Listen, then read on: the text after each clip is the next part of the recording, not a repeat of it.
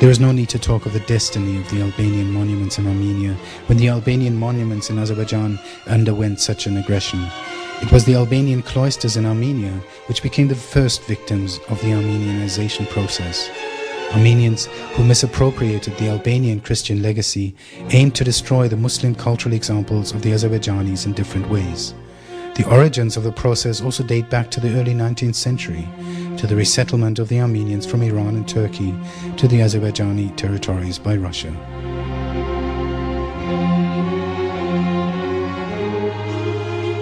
The words of Shavrov, a Russian official who was directly involved in the resettlement process, are also evidence of this historical reality. He wrote about the resettlement of more than 1 million Armenians to the Caucasus by the Tsar administration from 1828 to 1911. According to Russian and Armenian sources, which confirm the seemingly never-ending resettlement process, the Caucasus received about 350,000 Armenians from 1914 to 1916. As for the Azerbaijanis in these territories, they were driven out of their native lands stage by stage. The comparison of the statistic data of the early 19th and the early 20th centuries indicates clearly that the number of Armenians in Yerevan province increased by 26.6 times due to resettlement, whereas the number of the indigenous Azerbaijani population, which formed the majority up to the occupation of the province in 1828 by Russia, increased by a mere 4.6 times. Removing the traces of the Azerbaijanis from this territory had been turned into one of the main duties of the first Armenian state in the Caucasus. The state was established in 1918 with an area of 8,000 to 10,000 square kilometers, with Yerevan town as its center, which was conceded by Azerbaijan to serve as a capital. With the success of their policy of ethnic cleansing against Azerbaijanis in 1918 to 1920, Armenians could continue to pursue their aims in the Soviet period.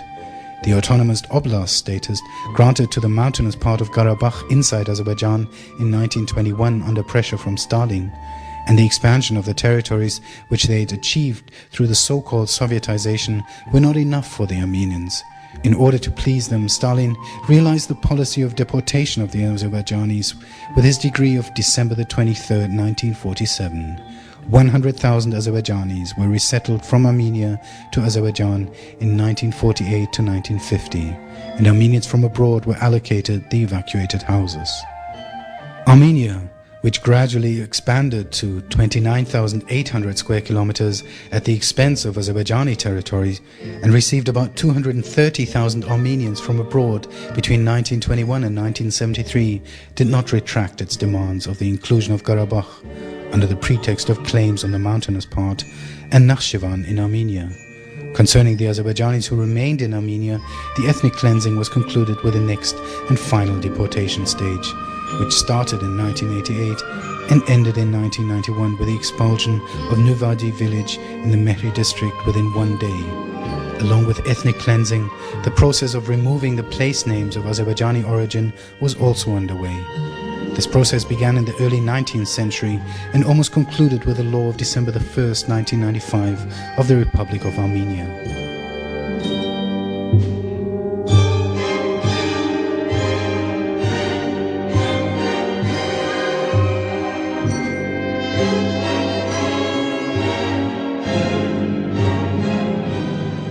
As for Azerbaijani monuments, only 2 of the mosques could survive until 1988.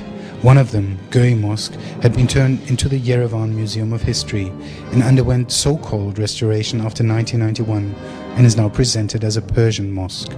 The Denribulakh Mosque was razed to the ground and its street was named from Narimanov into Verdanans.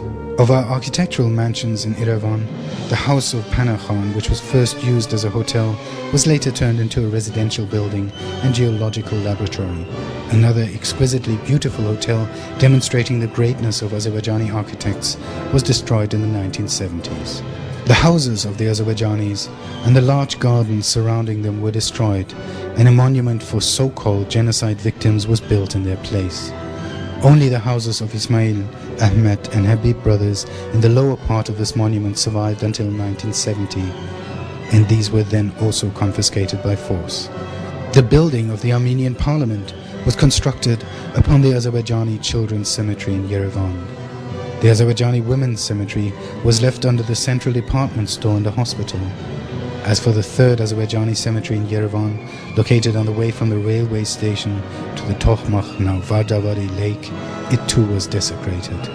Also the sacred cemetery of Agadede in Ararat province, sacred Arbulakh cemetery in Lori province, Gehi in Sunik, Gülübulak in Shirak, Gölkent, Shorja, and many other Azerbaijani cemeteries in Gekarkunik and other provinces became victims of Armenian barbarism. Unfortunately, this policy pursued by Armenia hasn't received the attention it deserves and has certainly not been condemned by the international community.